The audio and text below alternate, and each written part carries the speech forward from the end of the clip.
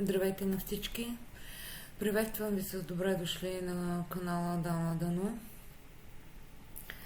Днес искам да излъча за вас един документален филм на Габор Мате. Казва се Мъдростта на травмата. Но преди да пусна излъчването на филма, искам да направя едно встъпление от мен и да ви кажа няколко неща относно травмата. Малко вероятно е да случим на живот напълно лишен от травми. Травмите не изчезват дори и след смъртта, а по-скоро продължават да търсят плодородна почва, в която да бъдат изцелени. И обикновено намират такава в децата на следващите поколения. Нашето съзнание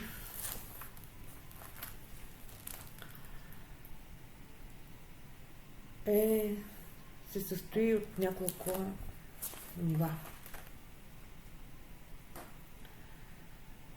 Или тела, така да ги нарека. Ще ги изброя телеграфично. Ще разберете защо ви ги казвам. Ще пусна поредица от видеа, в които ще обяснявам всяко едно финно тяло по-отделно. За какво служи, каква е неговата функция, как можем да ги контролираме ние, а не те нас.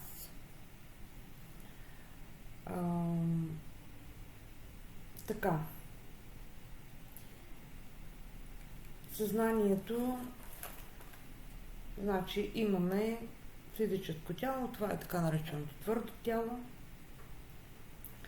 Следващото е етерното тяло, което обвива физическото тяло, или това са нашите усещания, казах телеграфично, ще ги изредя.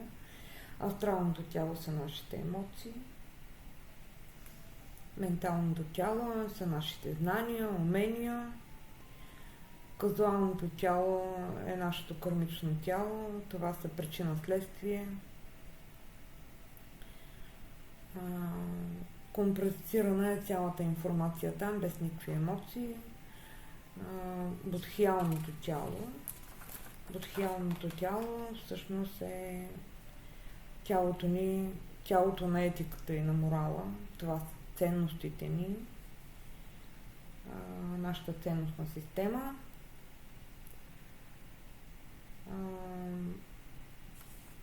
Казуалното го казвам, бодхиално и атмичното тяло.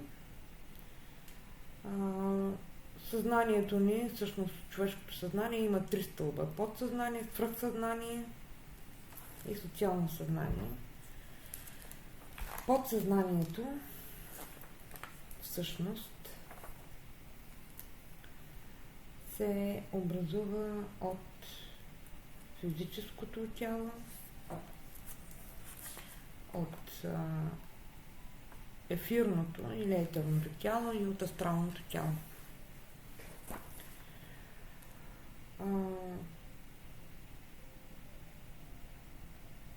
Процесите, които потичат в нашето съзнание, можем така да ги разберем, че ние да не зависим от тях, а те да зависят от нас. Вътрешните процеси, които се случват в нас, и външните процеси зависят от нас, и това всъщност се нарича свобода.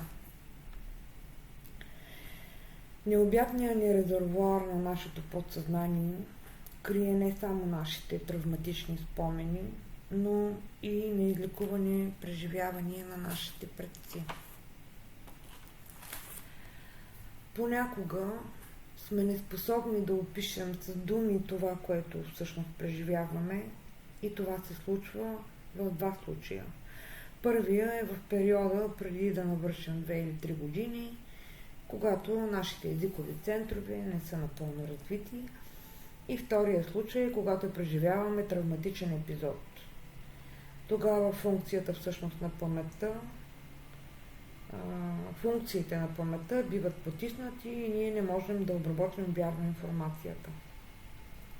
Въпреки че е първото нещо, което бива засегнато в критични моменти, езикът не се губи напълно.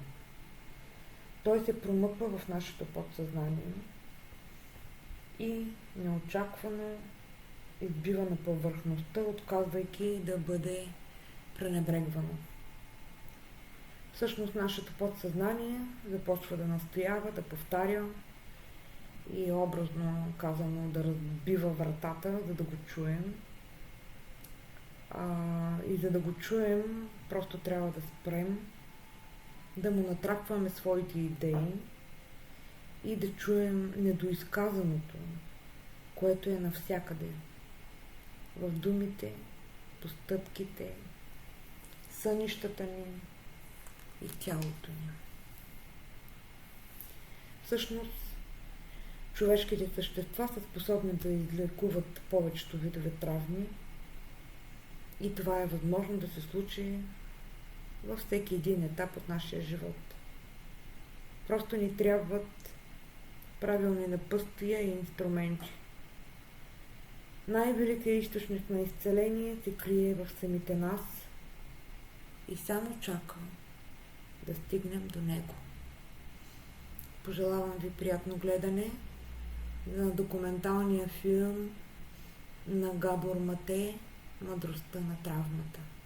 До скоро!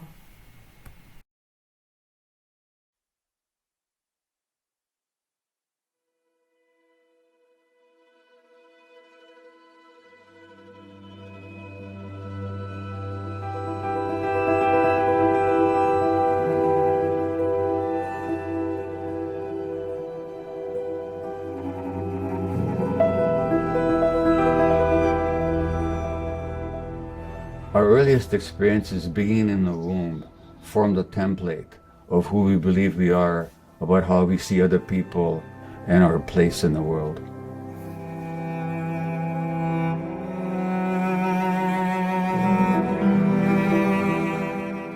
When I see human faces, I see beauty, I see tremendous suffering, and enormous potential for transcendence.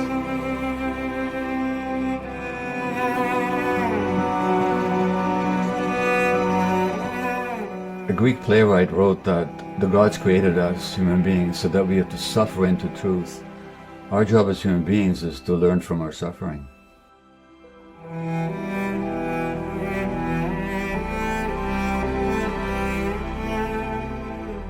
We don't have to keep perpetuating pain for ourselves and inflicting suffering on others.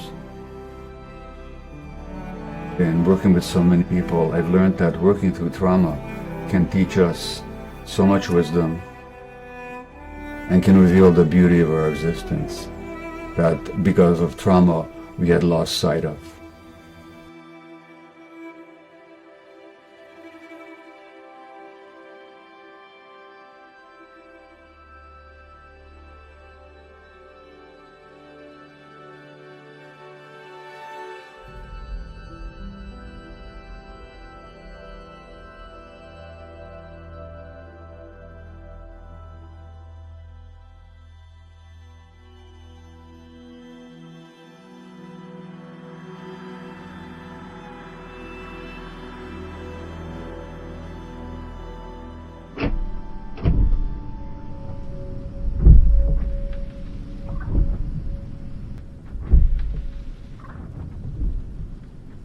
My name is Gabor Mate. I'm a retired medical doctor, and these days I travel the world speaking and teaching about child development, health, illness, stress, and trauma. And speaking about trauma is really part of the zeitgeist these days, and I'm very passionate about it for a simple reason.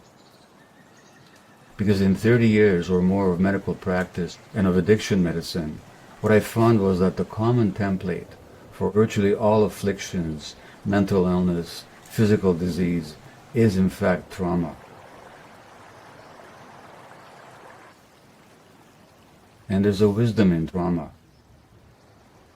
When we realize that our traumatic responses and imprints are not ourselves, and that we can work them through and thus become ourselves.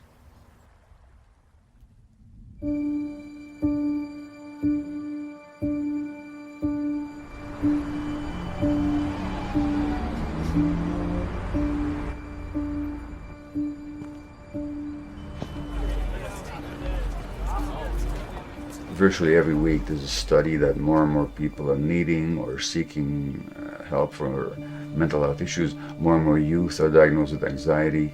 Many more kids are diagnosed with the whole plethora of childhood conditions such as ADHD, attention deficit hyperactive disorder. Depression is rising. Youth suicide is rising. Addictions are rising. Genuinely, it's an epidemic.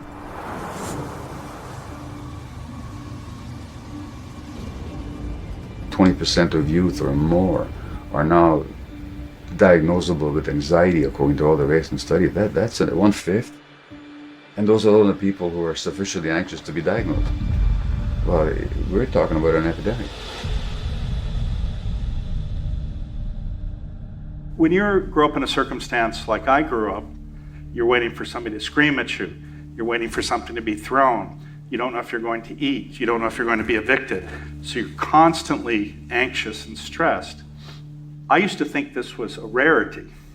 But when I talk to people, a huge number of people have these traumatic experiences as a child that they carry with them. It's like a monkey on your back.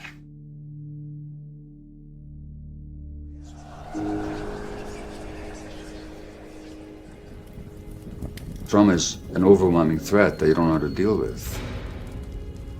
So trauma is not the bad things that happen to you, but what happens inside you as a result of what happens to you.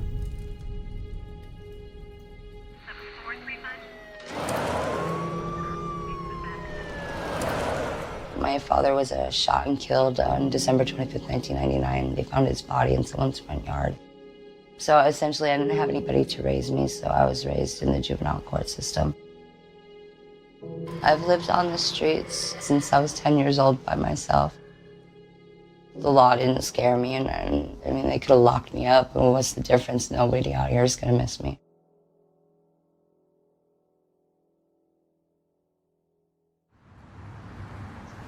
My mother, alcoholic, bad alcoholic. Blame my father, sex addiction.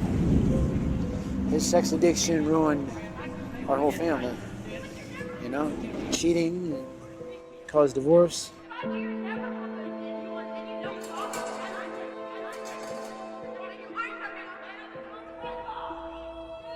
I started heroin at 26. That's what really destroyed me. It just takes the pain away.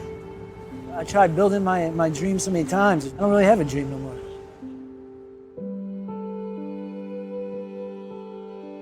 So trauma fundamentally means a disconnection from self. Why do we get disconnected? Because it's too painful to be ourselves. That then becomes a lifelong dynamic. I no longer know how to deal with emotions. It means that in relationships, when I feel a bit hurt, I immediately withdraw, so I don't have to feel those emotions that I don't know what to do with. So there's a disconnect. It also means that when I have gut feelings, I don't follow them. So I create situations of risk for myself. Now, trauma also affects how our brains develop. Certain key brain circuits that have to do with how we react and respond and regulate ourselves, how we handle stress, how we interact with other people, how much empathy and insight that we have, how much compassion we have. These functions of the midfrontal cortex are limited and constricted by trauma because we now know that the brain develops an interaction with the environment. So the brains of traumatized children don't look like the brains of non-traumatized children. You can take it. I've had enough of your crap. You're gonna start acting like a young man instead of a toddler. As a matter of fact, her ass is on punishment right now, and she ain't even gonna go the fuck back outside. What the fuck are you doing, Dad? I swear to God. No, There's please. no other way for you to learn this. Dad, please stop. During your first 18 years of life, if a parent or other adult in the household often or very often would swear at you, insult you, put you down, or humiliate you, step inside the circle.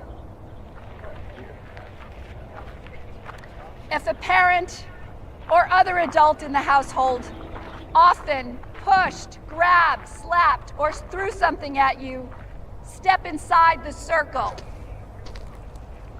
If a parent or other adult in the household often or very often ever hit you so hard that you had marks or were injured, step inside the circle. If you often felt that no one in your family loved you, step inside the circle. Step inside the circle.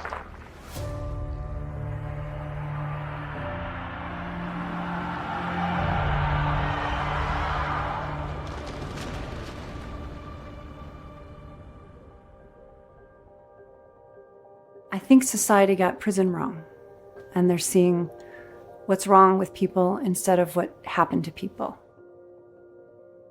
Our mission at Compassion Prison Project is to transform communities and prisons with compassionate action.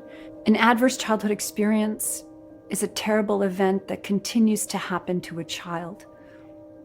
And there's no way to know when it's going to happen again, which puts the kid into a hypervigilant state.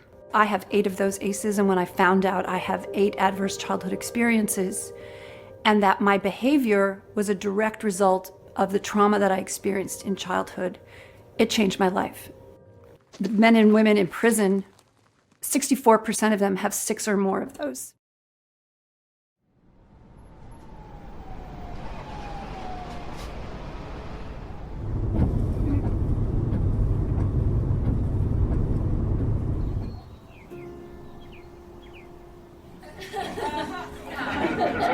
No.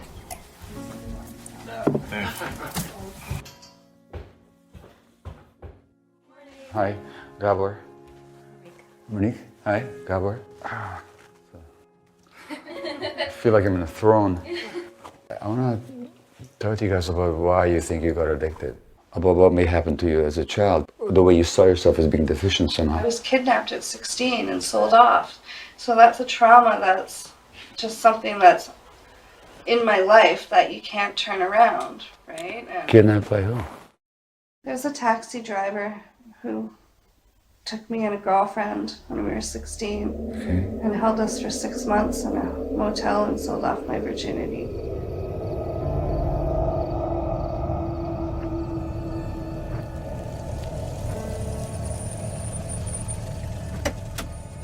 And the police was looking for you all that time, and Well, my mom just thought that I had run away from home, so she didn't look for me. so they didn't look for you. No. I really need your permission to continue or not to continue. It's okay, I gave you permission. The taxi driver knew exactly who to kidnap.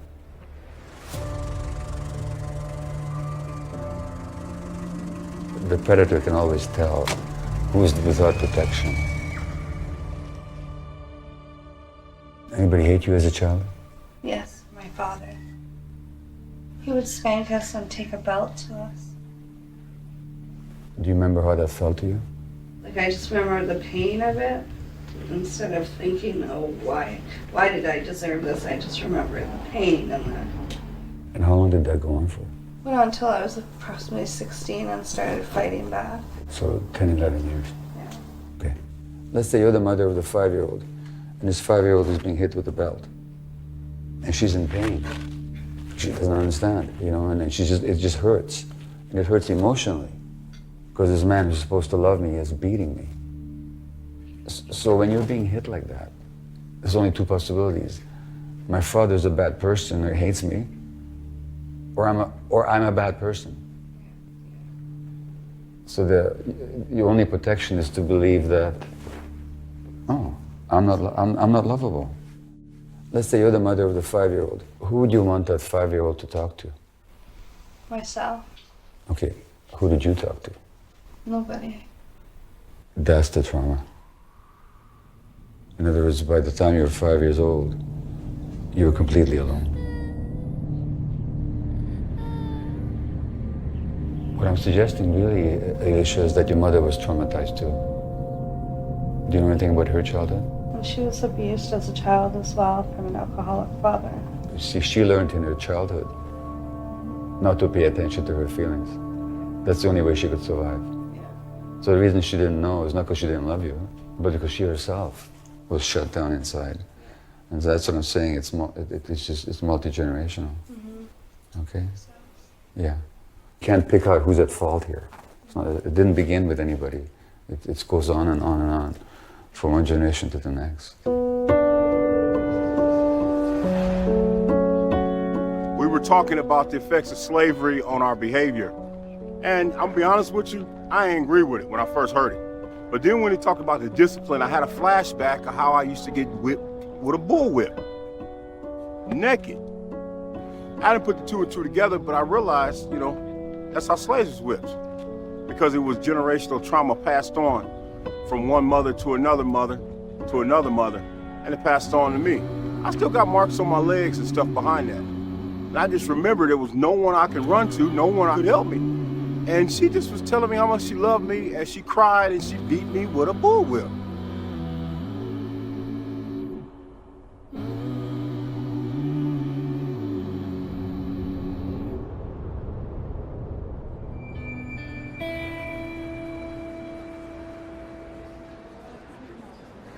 He's a best-selling author of 4 books published in 12 languages, sold on 5 continents. Please welcome Dr. Gabor Mate. I actually wrote my speech out tonight, which I don't usually do, but maybe out of nervousness in front of this group of strong women. We all. The truth is that guys are afraid of women. I don't know if you realize that. But that's a lot of the stuff that we do is totally out of fear. Well, when you felt bad as a kid, who did you speak to? When the pain is there and there's no one to share it with, then the child has very limited resources to deal with that, and what they do is they disconnect from themselves. When you disconnect from yourself, you no longer have yourself. You've lost yourself. When we talk about trauma, we usually think of something terrible happening to a person. But that's not the only trauma there is. And so the other kind of trauma may not have to do with terrible things happening to you. Most people look at my childhood and, damn, you had an awesome, childhood, and because I had everything, we come from upper middle class, and in Idaho, and I got everything given to me, but that was their way of parenting. They give me everything so I'd shut up and wouldn't bug them, because they're always too busy, they're always working. So children don't get traumatized because they get hurt. Children get traumatized because they're alone with the hurt. I'm a lifer inmate. I'm here on a first-degree murder. I committed my crime when I was 20 years old. And I asked myself, what events in my life brought me to the point where I could think that it's okay to take a human life? And it had to do with a lot of adverse childhood experiences. My main one as to why I started going downhill was being abandoned by my father. I looked up to him. I wanted to be just like my dad. He was my hero. But when I turned 8 or 9 years old, he got deported to Mexico. And that devastated me. As a kid, my mom used to tell me, Mijo, pray to God that he'll come back. But he never came. A baby that you don't pick up will actually die, even if you feed them and you change them and look after them, because they get overwhelmed by their feelings and they get overstressed. And so the baby needs the mother's and the father's brain to regulate her own brain, to regulate their emotions. It's not just that you're overwhelmed, it's also there's nobody there to hold you. There's a huge school of thought in North America that teaches mothers to help their babies sleep by ignoring their crying. Never mind the mother's milk. The infant just wants to attach, because the only way the infant can attach is physically.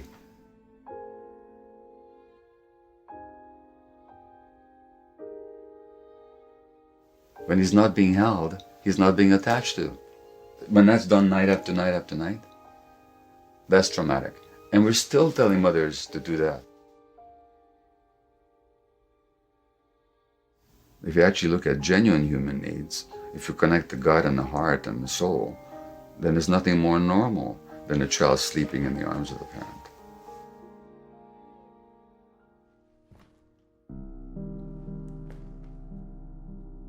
So I've often thought about the sources of my own issues.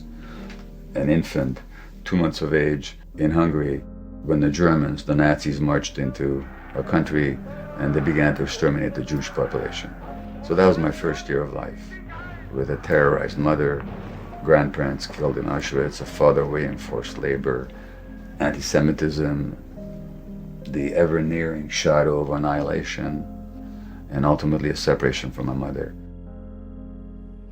I was a little short of 1 year old when my mother had to hand me to a stranger in the ghetto of Budapest and send me away to some relatives in hiding, so we didn't see each other for 6 weeks.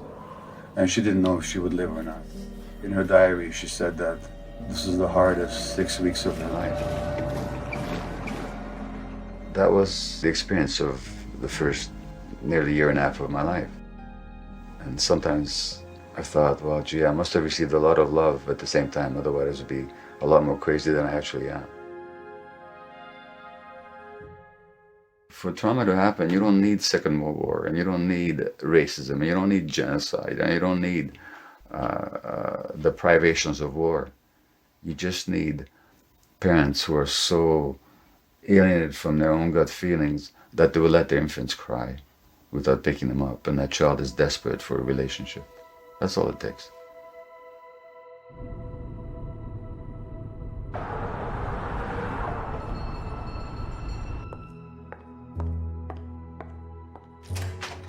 Well, hi. Alice, hello. Welcome. Hi, Gabor. Welcome, Gabor. Wow. What a view. Thank you. For me, being a drug addict, the deep down need to escape, I think is almost into a more realistic place than the insanity that we see, the chaos we see around us. You know, I just wanted that place all the time. I can really talk for the 37 years I've been recovered and have had slips. In the program, quote, AA. And what's the fear? Well, the fear is I'll be abandoned. You know, it's back with the Homo sapiens. I'll be thrown out of the cave. What is your fear of being abandoned? Well, naturally that I'll die unless I do all of this stuff for other people. When you do all this stuff for other people, what are you doing to yourself? I'm abandoning me. Yeah.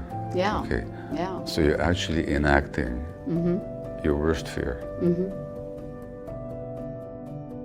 I was the youngest of 5, very ambitious family, very successful, except everyone's alcoholic. I go in the bar, they're drinking.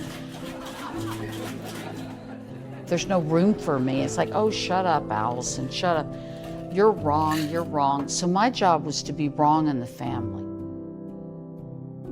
I'll never forget my mother, you know, saying to me, I just don't understand you. And I was 6 years old and I thought, my God, if you don't understand me, I'm lost. Allow me to give you another perception of you. You're the one that more than others absorbs all the pain and stress in the family. And then you manifest it. And they can't stand seeing it. So in exiling you, they're exiling their own pain and stress. Right. Okay. As a child, we have 2 fundamental needs. One need that's with us is infancy, and it's absolute and it's not negotiable, is attachment. And so the other need then is authenticity. Authenticity, therefore, is the connection to ourselves. Because without authenticity, without a connection to our gut feelings, just how long do you survive out there in nature? So authenticity is not some new age, pseudo-spiritual concept. It's actually a survival necessity.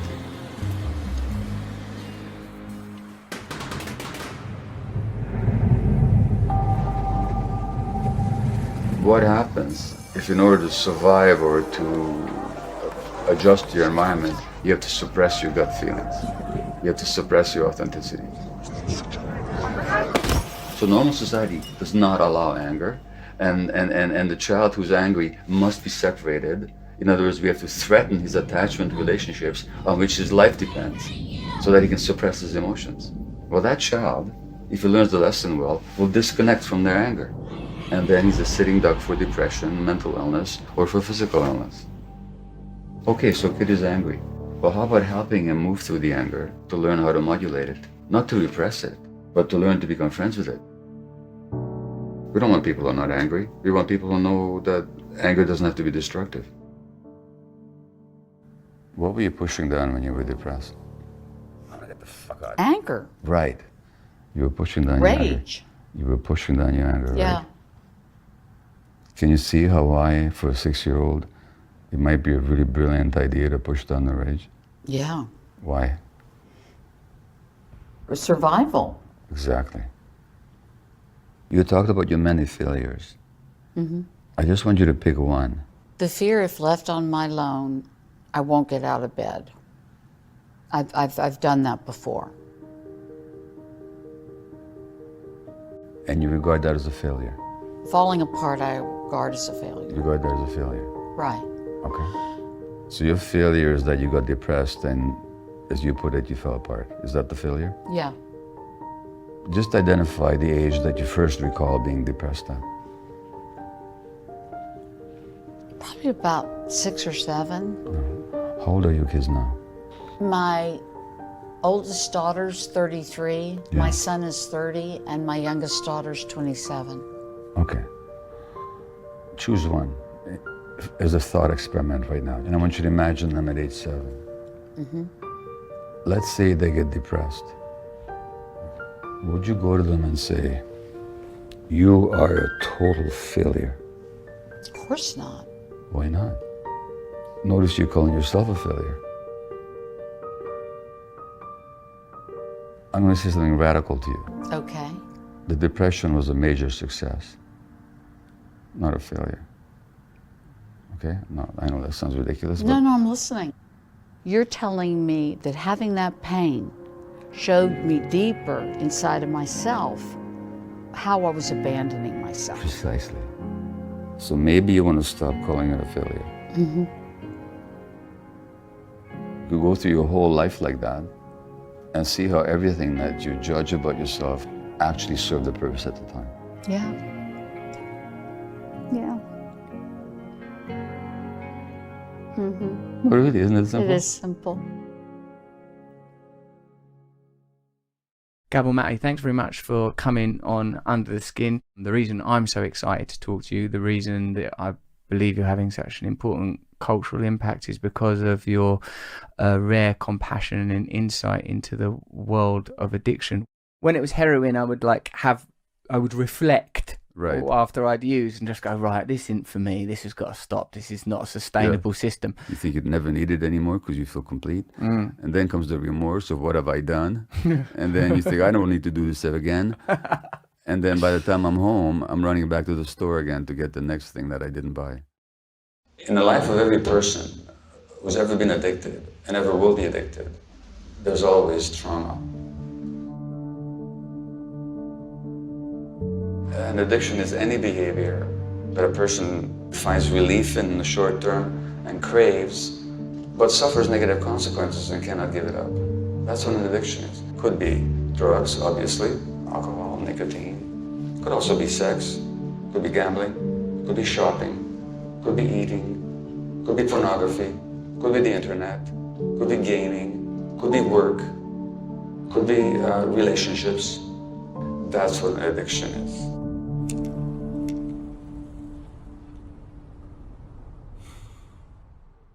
The first issue is not why the addiction, but why the pain.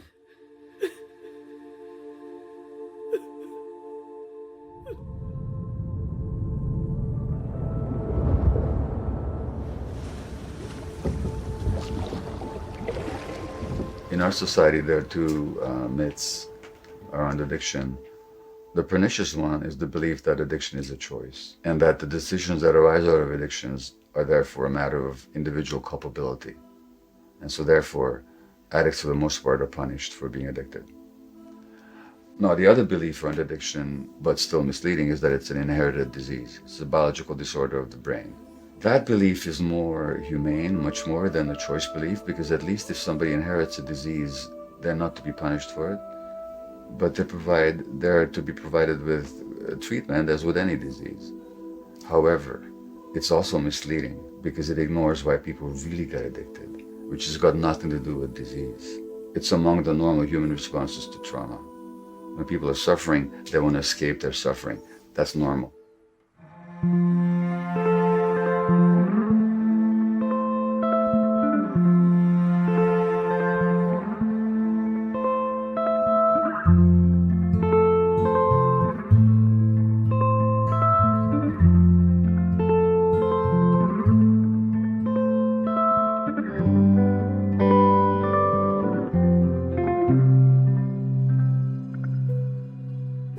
My name is Jutaporn Sheloshi. I'm 43 years old.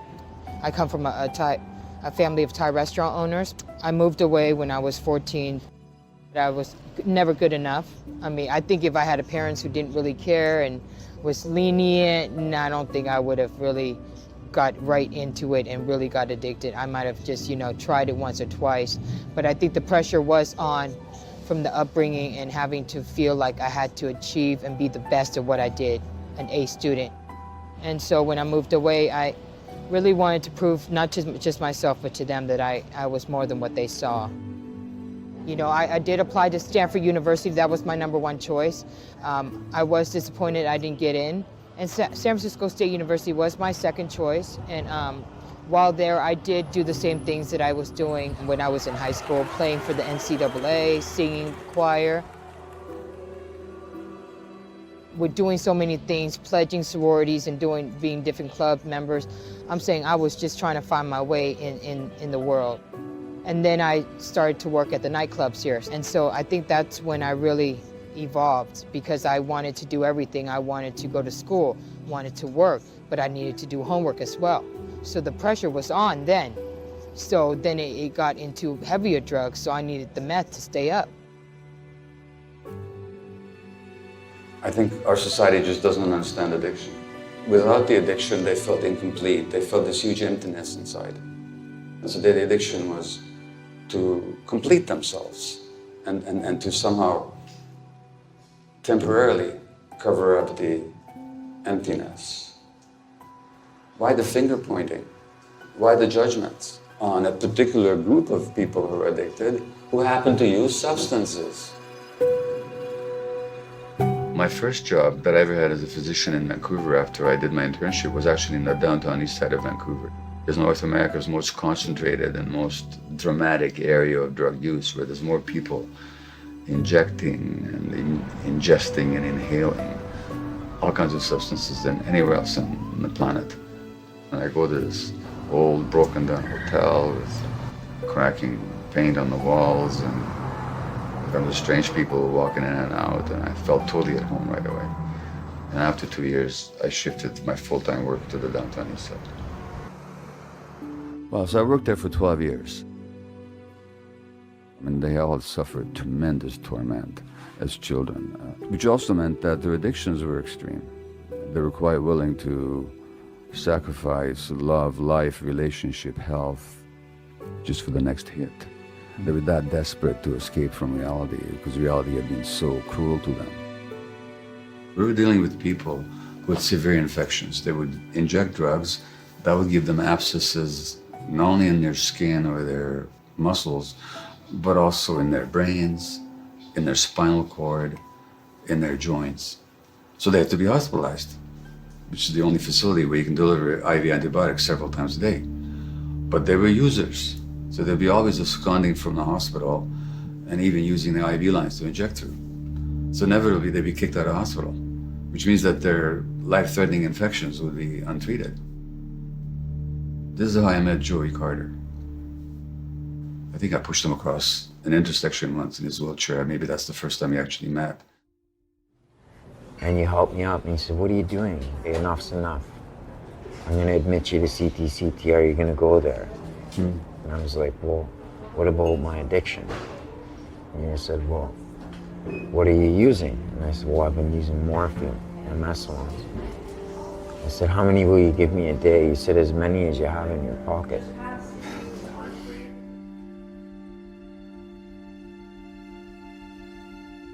By meeting people where they're at and treating them like human beings and not trying to change them actually opens up the possibility of transformation for them. And Joey's a prime example.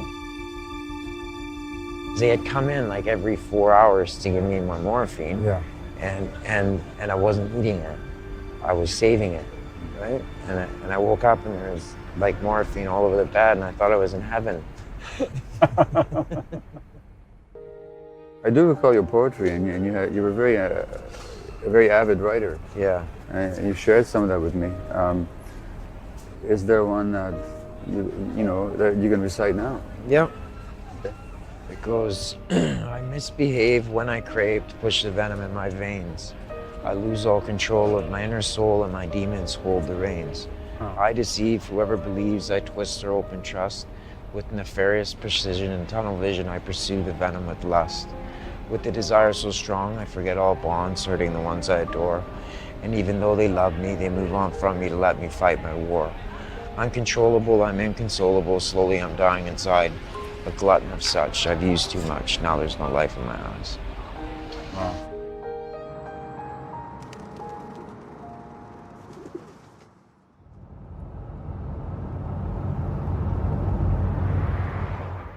I want to talk to you guys about why you think you got addicted. Like, what did it do for you in the short term that you wanted or that you appreciated?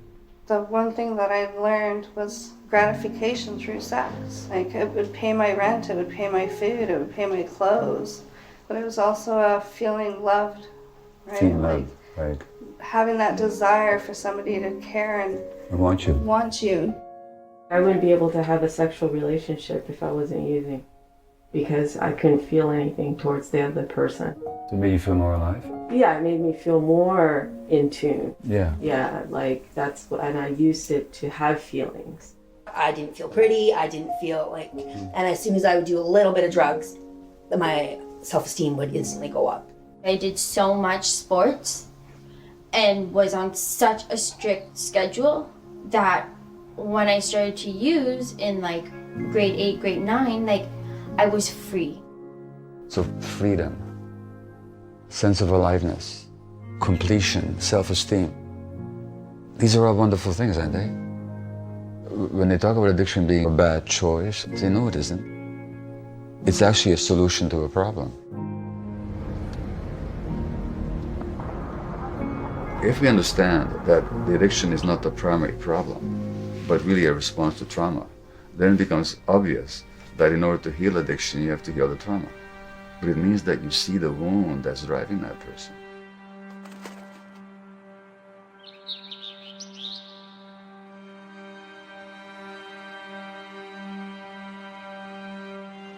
Underneath that traumatized persona, there's the healthy individual who has never found expression in this life because they were never given the venue for expression, never given the relationships in which their authentic humanity could be expressed.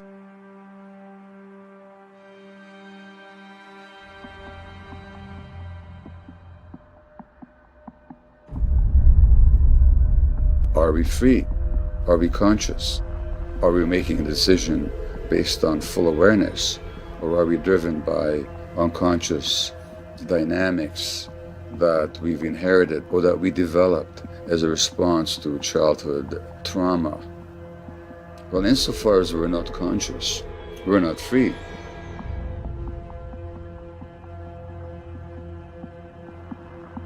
We have then a social structure that induces trauma in a lot of people, therefore it induces escapist, addictive behaviors in a lot of people, and those inner trends line up with how society looks like on the outside, so therefore all this looks perfectly normal and perfectly natural. Fundamentally, the message is that with our minds we create the world. So if I have a worldview that the world is a horrible place, then I'm going to live in a world where I have to be aggressive, suspicious, competitive, and make myself as big as possible so I don't get eaten up. So I have to be grandiose and cunning, because that's the world I'm living in. And these are the people that our society rewards with power.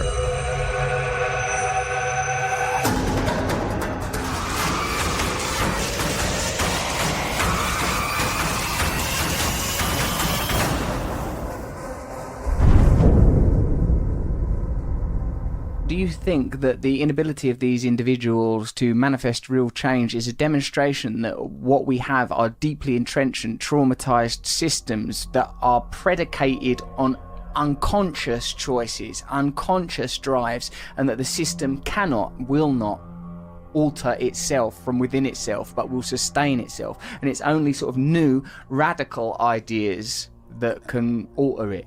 That's exactly what I'm saying. Large segments of the economy survive because people buy things that give them temporary pleasure but do them no good whatsoever in the long term. In fact, are even harmful. I mean, we're going so far as to destroy the earth because of our addictions.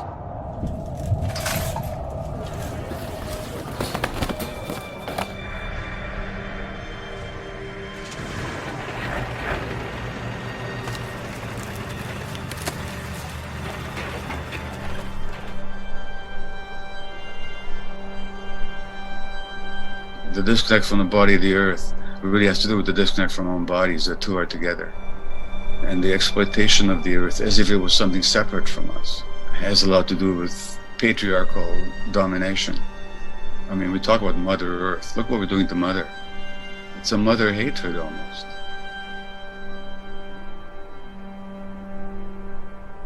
It speaks to a blindness and a passivity, which itself is a marker of societal and collective trauma.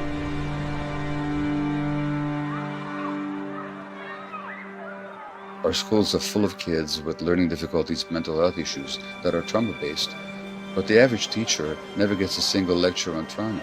They're fundamentally working with an essential lack of information.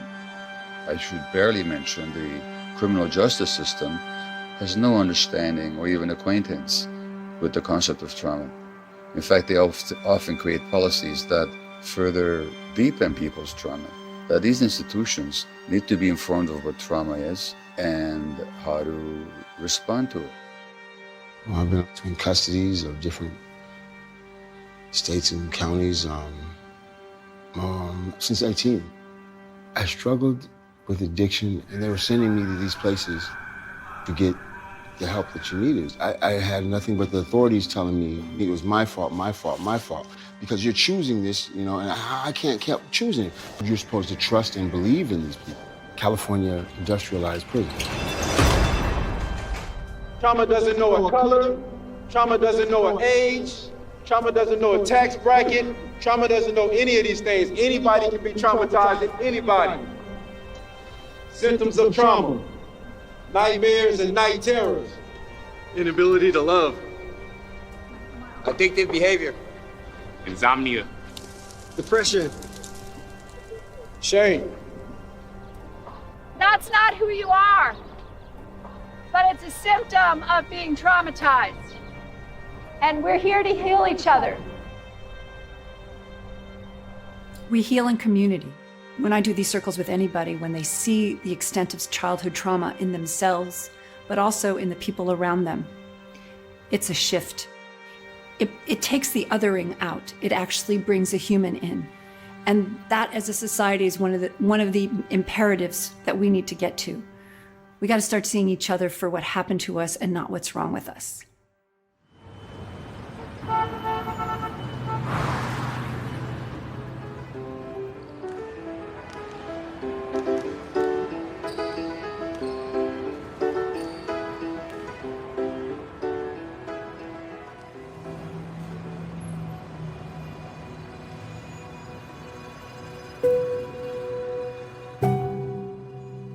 My name is Romy Nottage. I am the Senior Director of San Francisco and Social Innovation for Downtown Streets team. That is changing the lives of people who are currently homeless through the dignity of work. Labeling people as just drug addicts, like, it's deeper than that. They probably at a younger age have been reinforced that their value is not as significant as others. The pain is the root cause of people trying to feel comfortable in this world. Using street drugs is a method. It is a behavior to support something that is uncomfortable.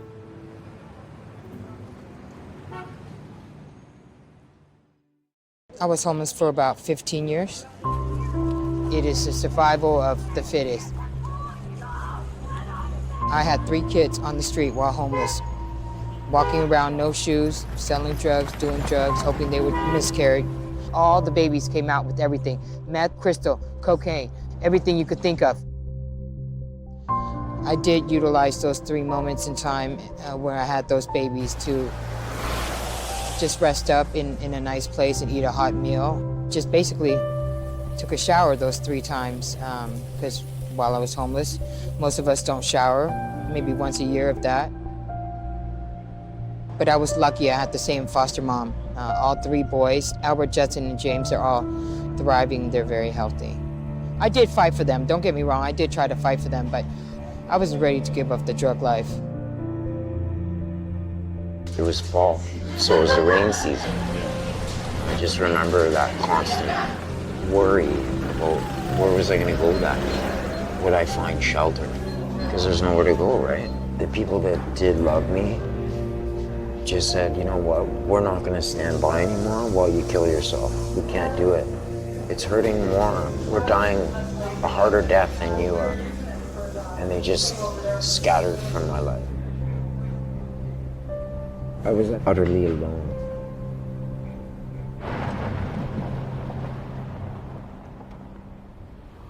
I've been in the city on the streets now for 4 years.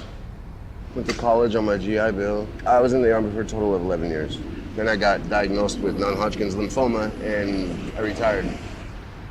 My PTSD comes from experiences with trying to beat this monkey on my back, you know.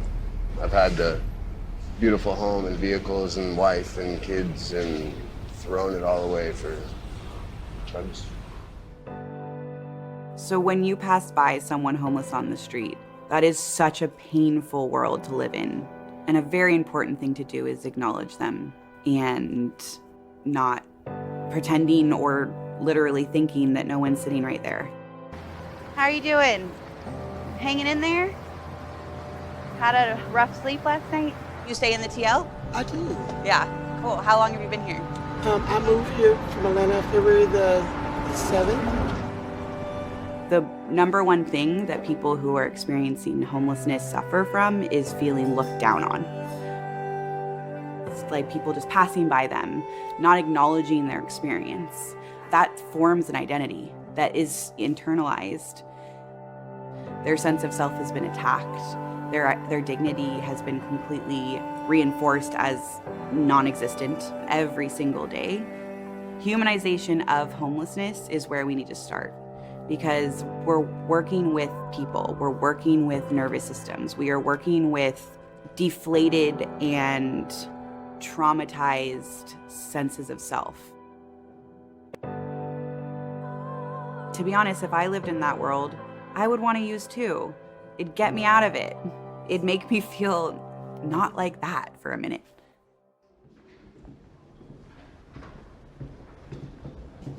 Hey, Dwayne, you home? It's Tessa. Hey, how are you? How are you? I'm Tessa. I'm a harm reduction specialist at Abode Housing Services. I help people move through the pain of their addiction and regain dignity. So, oh my gosh, your place looks amazing! I took this job because of the harm reduction approach where people get housing. You don't have an agenda, you must do this or that in order to access housing. You're worthy of housing because housing should be a right.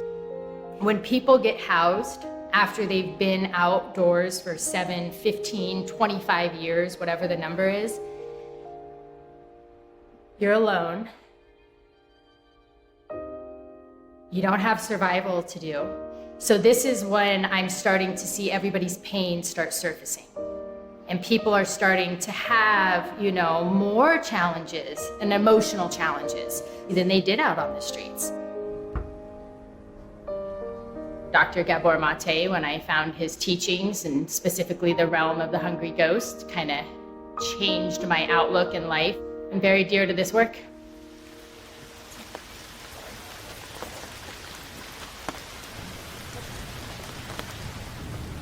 I'm Gabor's wife, and I have been for close to 50 years.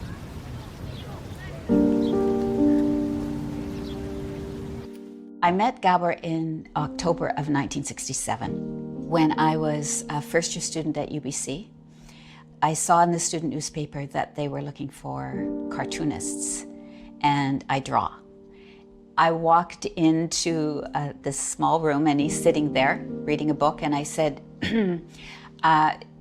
my name's Ray. I'm supposed to draw you. Would you mind just sitting there? This is it. I did this before I knew who he was, before I'd had a conversation. What a mysterious guy. Dark, intense. He was so interesting to me. I've always been a rebel. I mean, in communist Hungary, in grade 6, my teacher wrote in my report card that you should watch it because he incites the other students. But so that tendency to resist arbitrariness, what I'm being told and what the official line is. So I'm really not one for groupthink, and it really helps me to see through all kinds of nonsense that people accept without questioning. On a personal level, I'm also a contradiction. My longing is really a sense of being excluded from something, a sense of impossibility even, and I very easily go there. I mean, that is my baseline. Very early in my meeting with Gabor, I saw clearly the light that he was and the dark that he was. So I saw brilliance, and I saw real, I guess trauma is the word I'd use now, but I didn't know then. To me, it was dark. And of course, by then I knew he was directly had been in the Holocaust. But it was going to be my job to heal him, to bring out that light. I really believe that the purpose of marriage is to actually go back to the original trauma, which comes from the family. I married a man who was so much like my father. My scientific interest as well has been having to do with my own trauma. Because in my 40s, I was a very successful physician, and I was a national columnist for a Canadian newspaper, and I was the head of the palliative care department at a major Canadian hospital, and I was depressed and alienated in a difficult marriage, and my children were scared of me, and I didn't like being alive.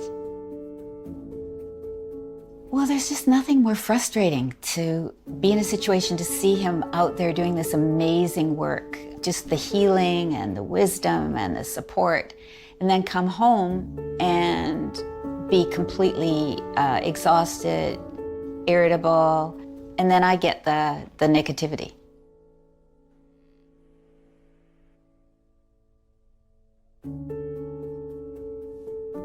I have to be me. I have to be authentic. My nervous system is so wired that if I'm not authentic to myself, I'm sick. I have a stomach ache. I can't sleep. I'm anxious. And it's usually here. It's usually something in this dynamic. Yeah. Right? Well, when I would compulsively shop for compact discs and lie about it, Ray would get neck aches. And after a while, she figured out, if I got a neck ache, this guy's lying to me. He doesn't get away with anything. Yeah.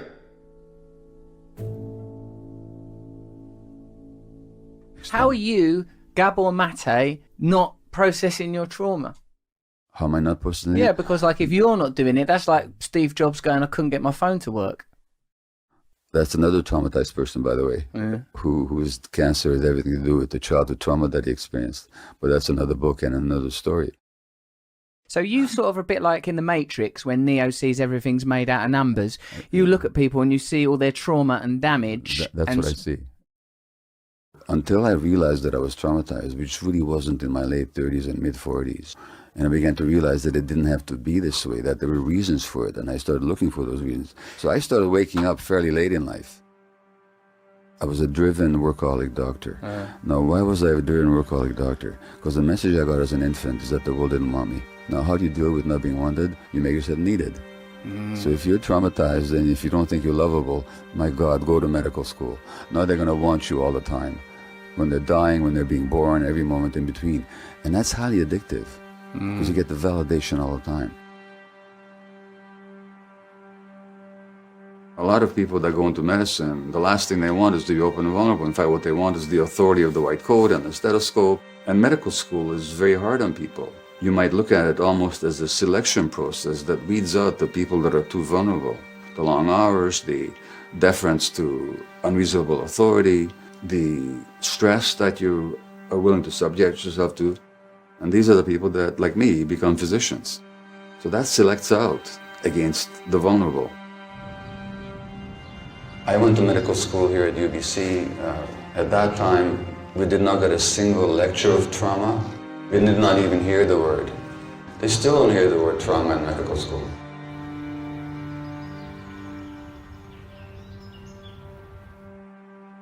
So I've looked at the whole range of human experience from birth to death, because I've worked in obstetrics and I've worked in palliative care and everything else in between.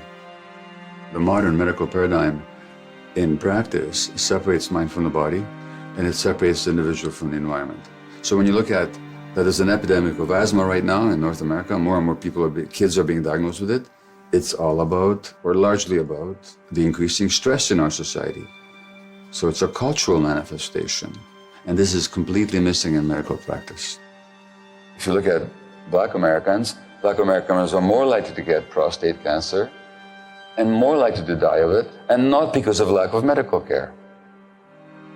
But maybe there's something about being a minority in this particular culture that is so highly stressful that it deranges the immune system.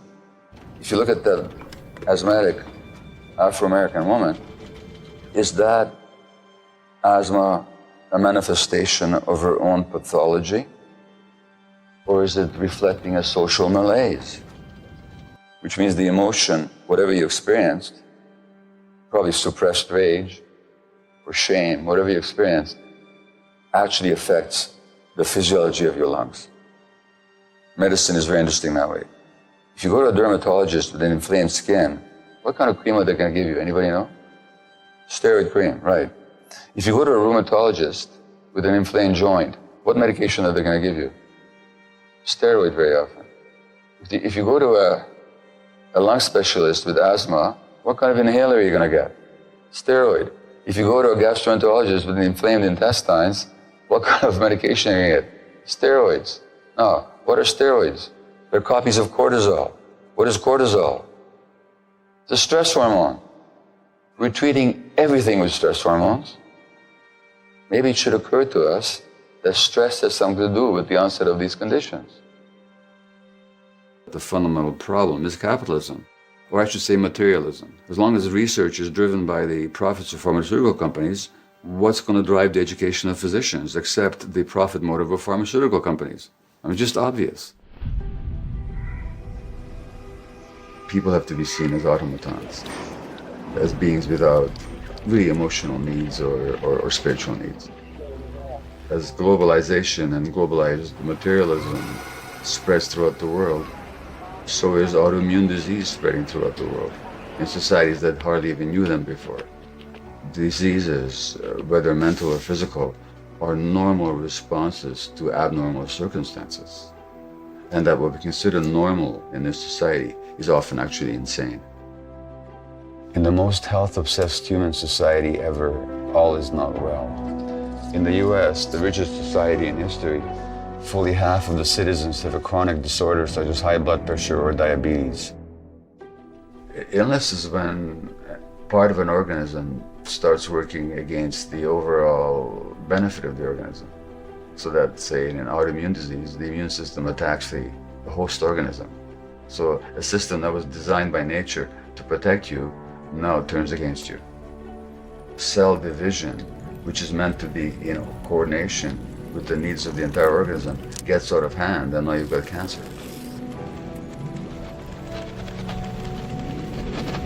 The search is always to find out what's wrong with the individual cell, or how do you kill the abnormal cells. So the treatment is restricted to the biological plane. We either cut it out, or we poison it, or we burn it. That's our approach to treating cancer.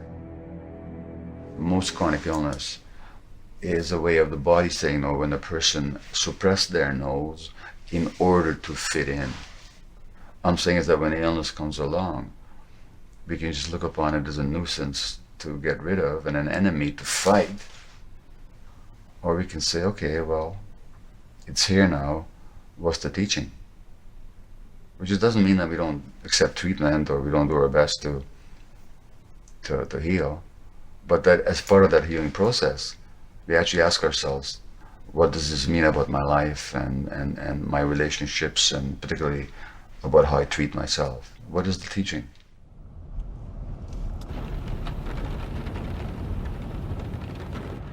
My name is Tim. I'm 51 years old. I was given a diagnosis of prostate cancer about 1.5 years ago. We actually had a full radical prostatectomy. So that means the whole removal of my prostate, which was no walk in the park. It's quite an extensive surgery. In October, they did a bone scan and found that there was multiple areas in my spine, ribs, and some pelvis that the cancer had metastasized to, which was devastating to me at the time. There was no need for me to have the operation. If someone has prostate cancer and they have their prostate removed, but the cancer's still in their body, then the surgery hasn't done any good.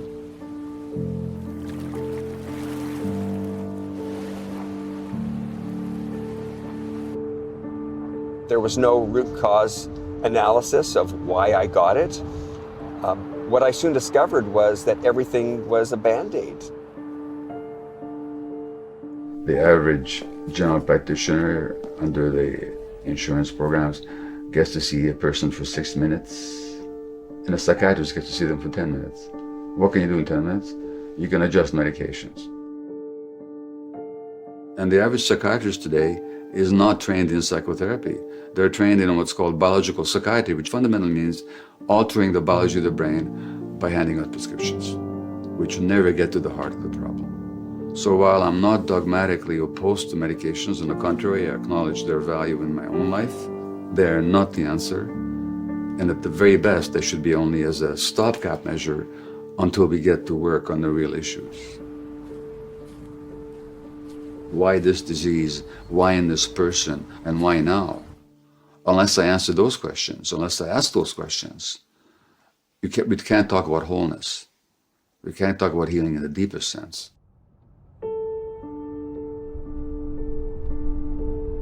I grew up in a family with a father who was very angry and never even realized it, because for me it was just natural and normal. As a kid, I didn't know any different.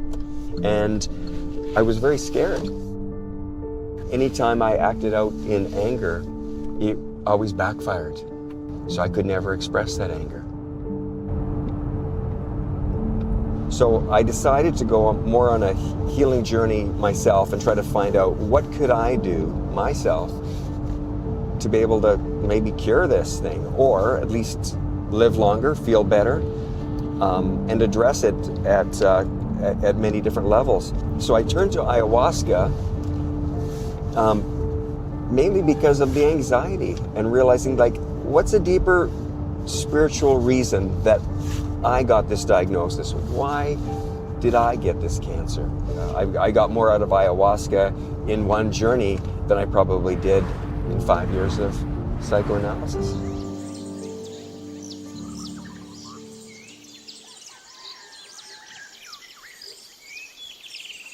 What I know about ayahuasca and the healing of addiction. Ayahuasca being an Amazonian brew, which has got psychedelic qualities. It can induce visions and deep experiences. So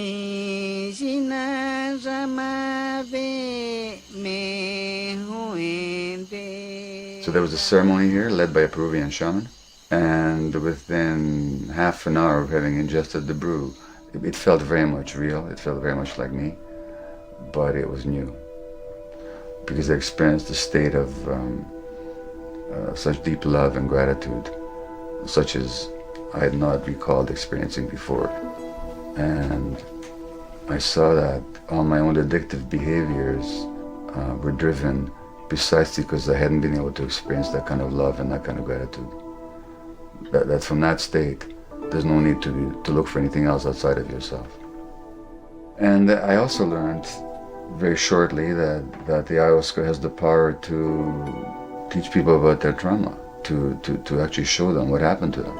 All of a sudden, oh yes, this is what happened. This is how I decided that life is unbearable. This is how I decided that I wasn't lovable. This is how I decided that I had to soothe myself from the outside because there was no peace inside. And immediately I said, I'm going to work with this.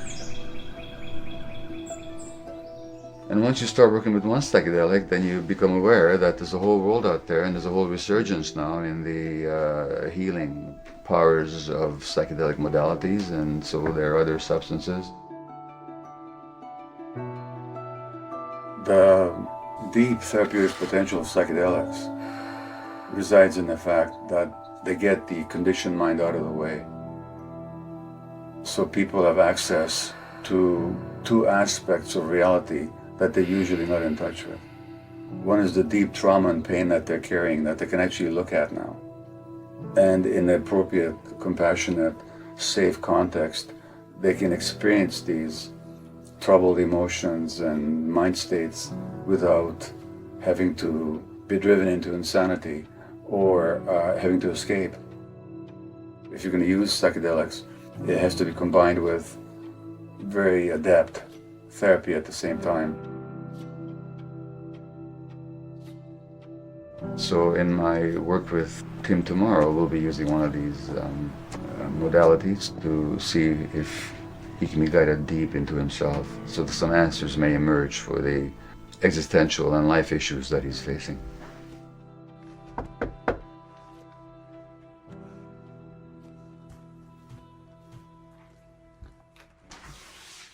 Hey, Tim. Hi, Gabor. Come in. How are you? Good, thank you. You all set? Yeah, I'm all set. Okay, come on in. The medication will take about half an hour to take effect. When you're ready, just ingest it. You've been diagnosed with prostate cancer.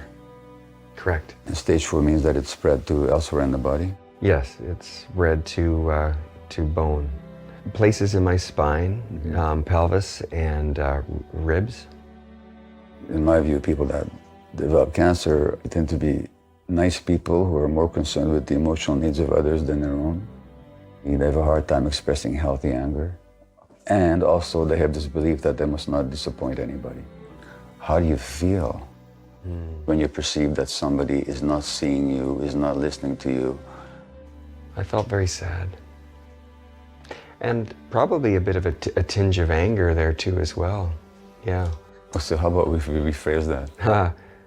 Anger. Yeah. I felt anger. What do you feel in your body when you say those things? Just check in with your body. What's happening there?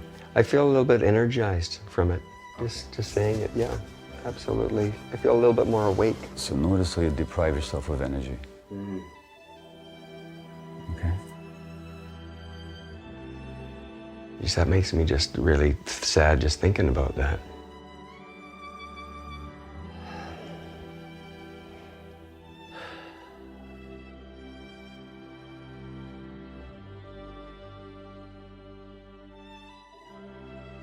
Man, it feels good to feel. And underneath that, I just feeling this frustration. Fuck, it's too much energy to. I've been holding on to contain that. Like I'm pissed off. I have to keep fucking focusing on all this shit, working on myself.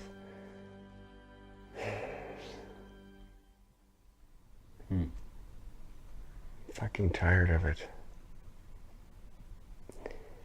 So what is the thing that you need to keep your mind off by trying to figure everything out? This little boy that just wants to be loved and accepted unconditionally wasn't. And so he's had to figure out how to be accepted and loved by others, and even my internal judge. I was a little brat when I was angry.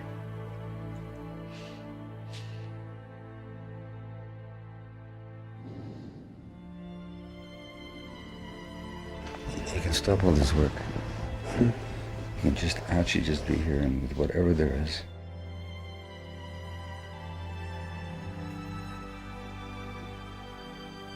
See, as long as you don't allow the fear to be there, you're going to be always working to get rid of it. That's what the work is all about. All the work that you're doing. And then you're going to keep working to make yourself acceptable and always nice and dutiful and all that.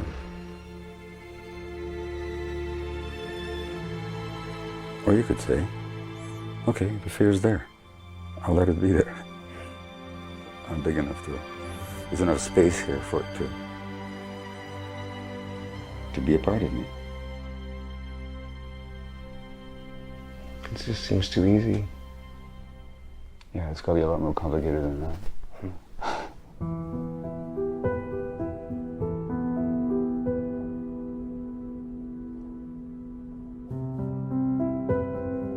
I developed a method of therapy or exploration with people called compassionate inquiry, the essence of which is the belief that the truth is inside all of us. We just have to ask the right questions to help people arrive at the truth. That clenched jaw could speak, what would it say now?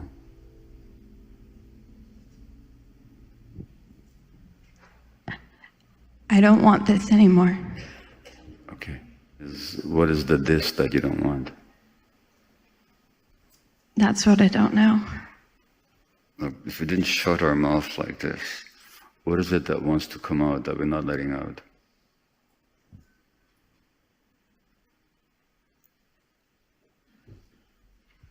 Rage. Yeah, that is the inquiry. How do you feel about that? I think there's a few feelings associated with that. I'm not buying that one. How do you feel towards it? How do you feel about that? I'm a part of you. How do you feel about that? What comes up right now? Shame. Thank you. What are you ashamed about? Do you know? That it is a weakness. And you must not be weak. Correct. Because if you're weak, then what? I won't be able to take care of those I love. So you've located it, it's here in the chest area. Just put your attention on it right now. I mean, I'm looking at this blockage or sense of blockage, okay? What does it want to say to you?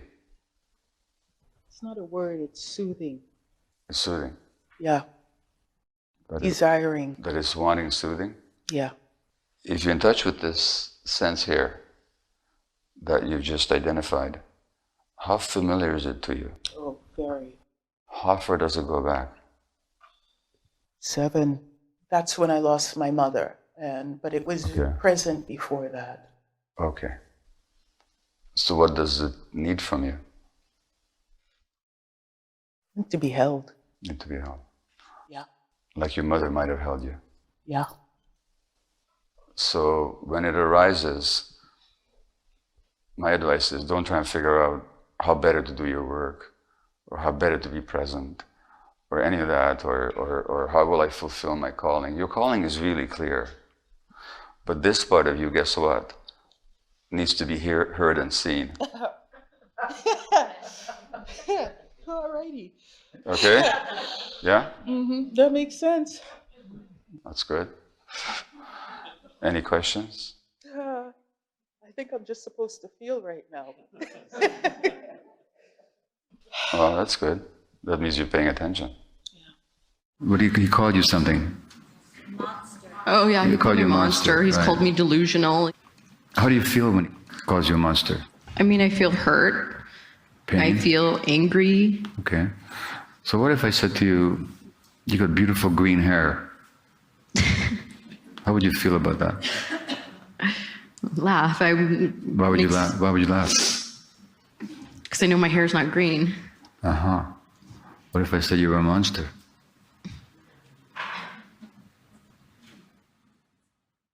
The feeling of the anxiety was so strong that I wanted to end it. Anything familiar about any of that? Are you trying to go back to childhood trauma?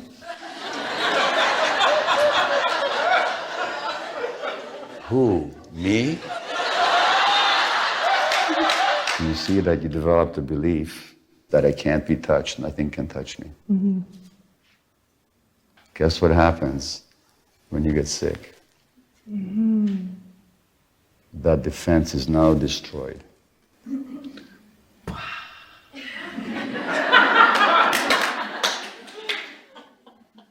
Wow. I ask people to tell me some recent episode when they're upset with somebody with their lives. And something that they're open to sharing. So it doesn't have to be anything sordid or thing, but just something, whether it's your spouse, partner, the bus driver, I don't care who. Sure. A friend. Okay, so what happened? Describe it? What happened, yeah. All right, there were a number of issues in my home, and I had hired someone to do these things while I was gone. Okay. And I came back and none of them were fixed. Okay. And your emotional reaction was? Anger. Anything else besides anger? I was disappointed. Disappointed is sadness. Let's go with that. Yeah. Okay. Mm-hmm. So I'm going to ask you a silly question. What were you sad and angry about? Well, angry that someone had made commitments to me and not fulfilled those commitments. What does that mean that they didn't fulfill their commitments? Meant that they didn't care about me. They didn't they didn't respect me. So they didn't care about you and didn't respect you. What kind of person doesn't get cared or respected?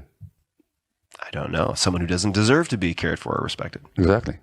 Are there other reasons why this other person might not have done the work that has nothing to do with him or her not caring about him or not respecting him? So what other reasons might there be? He had a flight delay and got caught on Puerto Rico during a hurricane. Yeah, he's got ADHD. Yeah. He can't follow through. And any number of possibilities. Yeah. Now, of all the possibilities that you've just outlined, including that they don't care about you or respect you, which is the worst one? The one I immediately defaulted to. So let's notice something. I should say we, because we're all like this, we don't respond to what happens. Mm-hmm. We respond to our perception of what happens. Right. Okay? That's what the Buddha said. It's with our minds we create the world. Number two, of all the possible interpretations, we choose the worst one. Thirdly, what I just said isn't true. We didn't choose it. It's not like you went through all these possibilities and you said... It wasn't multiple choice and I chose option D. Oh no, he doesn't care about me. He doesn't respect me. You didn't do that. Your brain jumped there automatically, right? Mm-hmm. The question is why? First time in your life that you felt hurt and angry that when you perceived somebody didn't care about you or didn't respect you? It's not the first time. Very good. And most people I talk to, it goes back way back. Yeah, this goes way back. Into childhood. Mm-hmm. Okay? And that's what trauma is. We don't respond to the present moment. We respond to the past. So who's the one that doesn't care about you and who's the one that doesn't think you're worthy of respect? No, it'd be me. It'd be you. Yeah. So that's a learning. And that's the beauty of healing, is that when you reframe things and you actually see the source within ourselves, all of a sudden, that's liberating. Because guess what? If you're feeling that way because this guy did this or didn't do that, that makes you a victim. Yep. But if you see that you're the source, now you're powerful.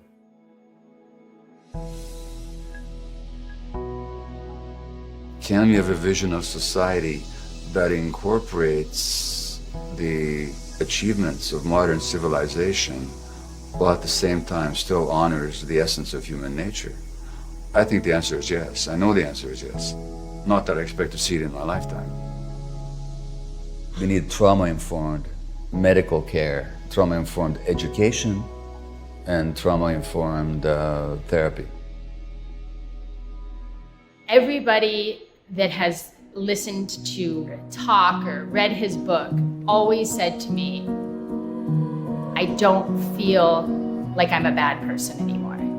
I can see their heads higher. Yeah, they're still using substances, but something inside of them is starting to change. That's their shame is kind of dissipating. Without me stumbling across his work, I tell you, I would have been a different person. Childhood trauma is key because once you understand that, you know you were a child and you didn't have help, and if it's about love, then why are we locking them up? Underneath that traumatized persona,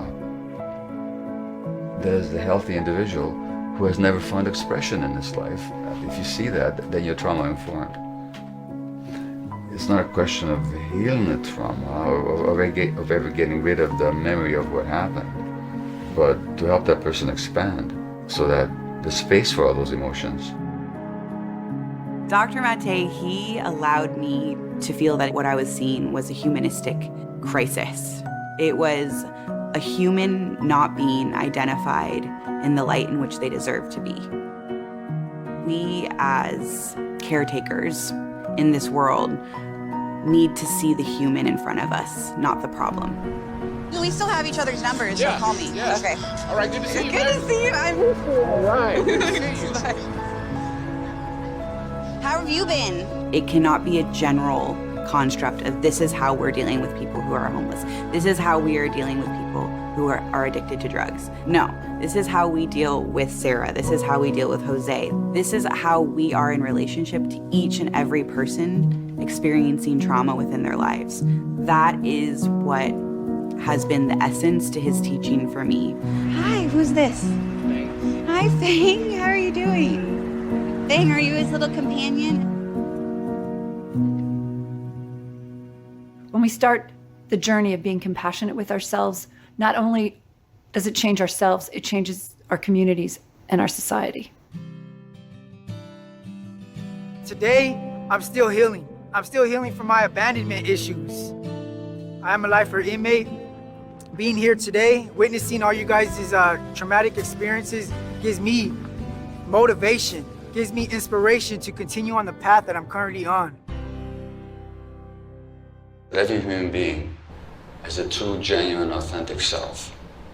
And that true, genuine, authentic self can never be destroyed. When people say you have a second chance in life, today I know what that means. So I performed for the first time singing after not singing in 20 years. So I performed in front of 400 people, and that was a dream come true. And I was able to reunite with my mother. When God blessed me with this son, my 4-year-old boy, Douglas, I made a promise to myself and I said, listen, I want to be a mom. I want to be a good mom.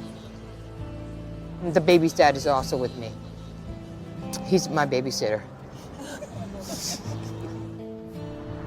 I've been clean for the last 10 and a half months. Because you did, you made a difference in my life. Thank you for being in touch.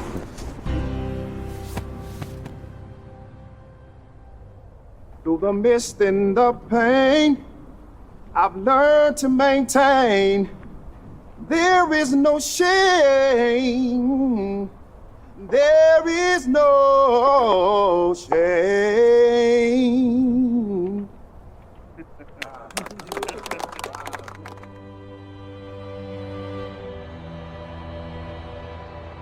I am happy to say now that through my own healing, after being off my medication now for 6 months, I've got a remission.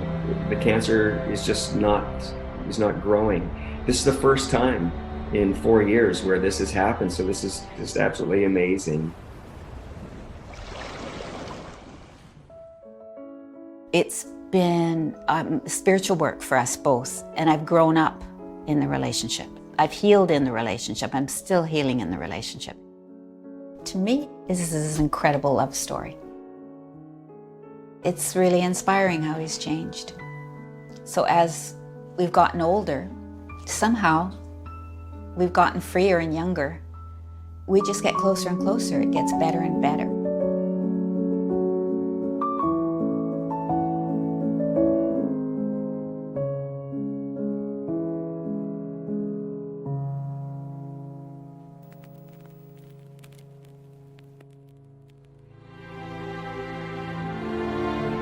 it's through a dynamic, emergent process of confrontation with the truth that solutions will arise. Trauma involves a lifelong pushing down, a tremendous expenditure of energy into not feeling the pain. As we heal, that same energy is liberated for life and for being in the present. So the energy of trauma can be transformed into the energy of life.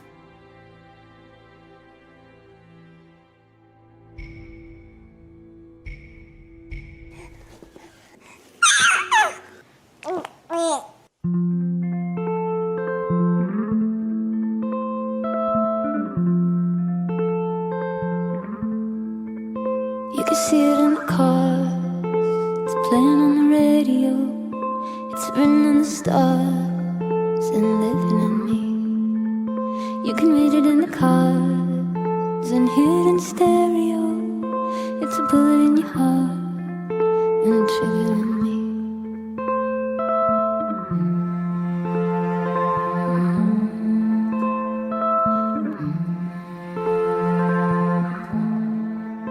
You can see it in the young, they saw it on the video, loaded like a gun, it's aiming at me. Everybody on the run, talking on the telephone, hurry up and have fun, 'cause it's killing me. Over and over and over once again, they will find you, you let them go. Over and over and over once again, they will bind you under your skin. The way that it's working, you know it's not working. The way things are going, where are we going? What does it matter? It's mind over matter. When it's all over, nothing is over.